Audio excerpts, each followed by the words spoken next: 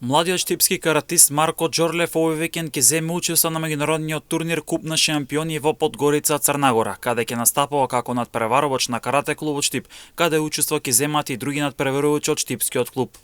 Да, викендот учествуваме на турнирот Куп на шампиони кој што ќе се одржи во Подгорица.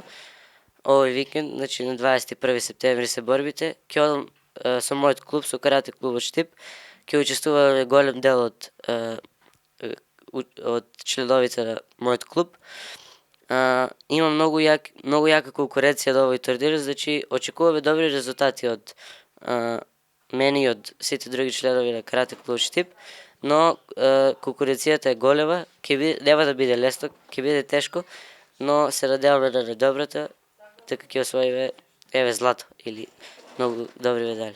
Џорлев на овој меѓународен турнир во Црнагора ќе настапи во две категории, во неговата официјална категорија во која стана балкански шампион, како и во категорија кадети. Јас ги знам моите противници кои ќе бидат во мојата категорија, значи ќе настапувам на овој турнир во две категории.